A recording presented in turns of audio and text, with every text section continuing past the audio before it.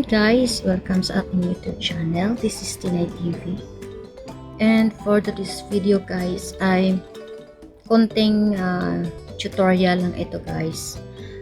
Kung paano tayo mag-download ng CapCut na free ang features niya.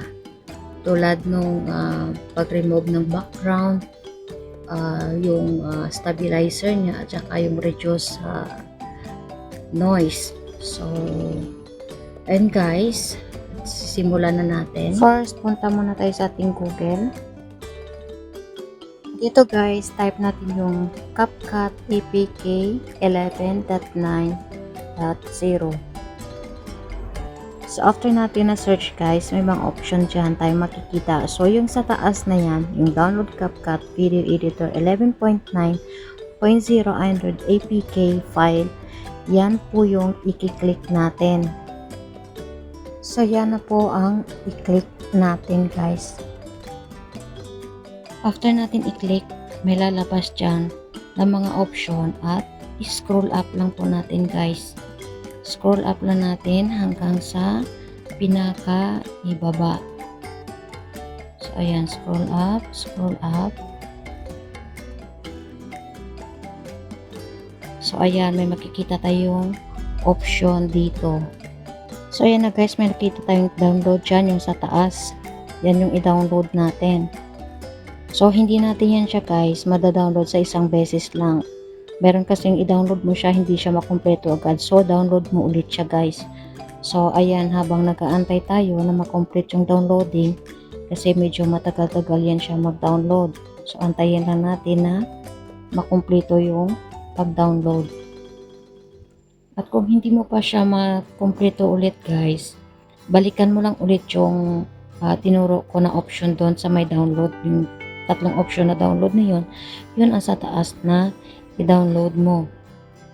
Hanggang sa makumpleto talaga siya yung pag-download. So, ayan guys, medyo matagal-tagal yung pag-download natin ito.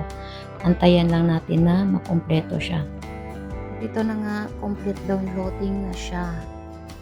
Next, punta tayo sa files. Yan. So, hanapin natin yung files natin sa ating phone.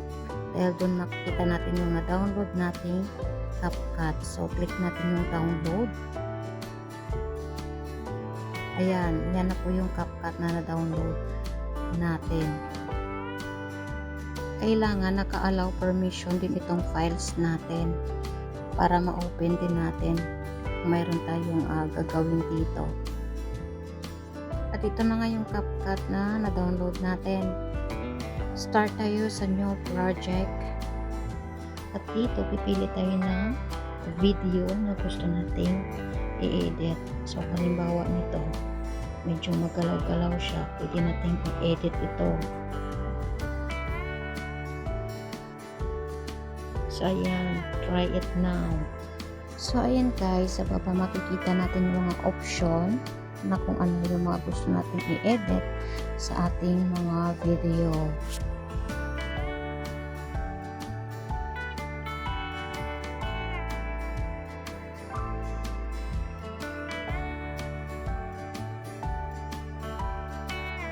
For example, ito yung stabilize. Kumbaga, ma-maintain yung galaw ng video natin.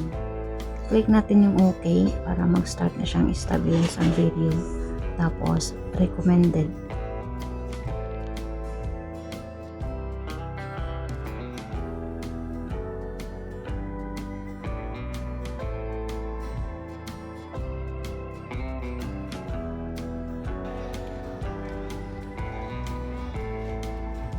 Ang kagandahan sa bagong update ko na CapCut ay nagagamit na natin yung reduce noise at saka yung stabilize. Nababawasan yung ingay ng video natin at saka yung galaw ng video natin.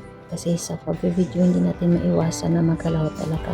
So yan guys, yan yung kagandahan sa bagong update na CapCut.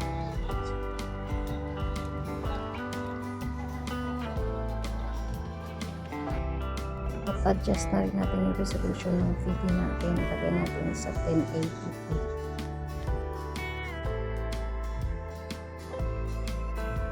At yung sa arrow na may bilog guys, i-click natin yan for exporting or saving our video. Sana makakatulong to sa inyo guys na mga gumagamit ng CapCut. Thank you for watching.